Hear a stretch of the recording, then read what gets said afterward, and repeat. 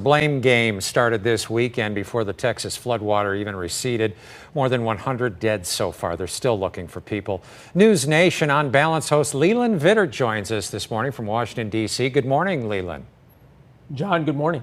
So I've talked to all of our meteorologists, or at least two of them here at Fox 2, and listened to those in Texas, and they all agree there were warnings 48 hours before, but that didn't stop this from becoming political.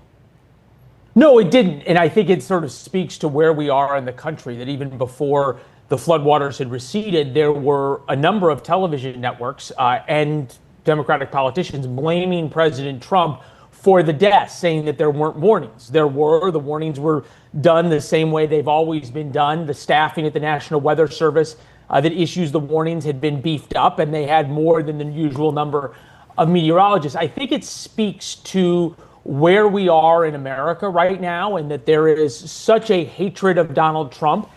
Bill O'Reilly last night on the program added that there is a desperation among the progressive movement to stop Trump, and nothing seems to be working. Thus, when you have a tragedy like this, it's unquestionably a tragedy, unquestionably things are going to be learned from it, that instead of doing that, and fairly assigning blame and fairly discussing about what could have been done better, there is this rush, knee-jerk reaction that anything bad that happens in America must be Trump's fault. Yeah, one thing I did learn out of this, talking to Jamie Travers yesterday, is that there may have been a communication breakdown.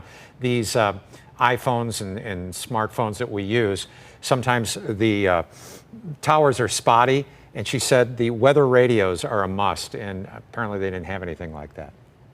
Yeah, that makes perfect sense. And look, the one thing that we learn in life is that there is no foolproof guarantee system. And in retrospect, you always say, oh, well, we could have spent an extra $50 billion on X, and that would have been better.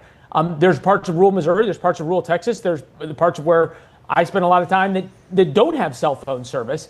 And at some point, that ends up being the issue. We oftentimes expect government to take care of everything. And I think this is probably a good lesson that government only does so much. Right. Let's talk about Elon Musk and the American Party. Is this thing going to grow legs? No. I don't think so either. But it's kind of what I can't figure out, though, now is, do Republicans still like Elon Musk? All the MAGA people who bought Teslas, are they going to give them back? Will Democrats start buying Teslas again now that Musk has had this falling out with Trump? It's very confusing. Yeah, I think he's kind of alienated everybody at this point. Yeah. There's a 4% overlap of people who don't like the Republican Party who like Elon Musk. So there is the constituency, perhaps, for Elon's party, 4%. It kind of gets in the way of, I've been even promoting since you were here at Fox 2 years ago, bring back the Whig Party. Hi, John, I was there a long time ago. How's that been working out for you? Yeah, it's not getting legs. Anyway, I got to gain legs right now and get out of here. Leland Vittert, thanks so much for joining us. And everybody can watch him on News Nation On Balance with Leland Vittert tonight at 8.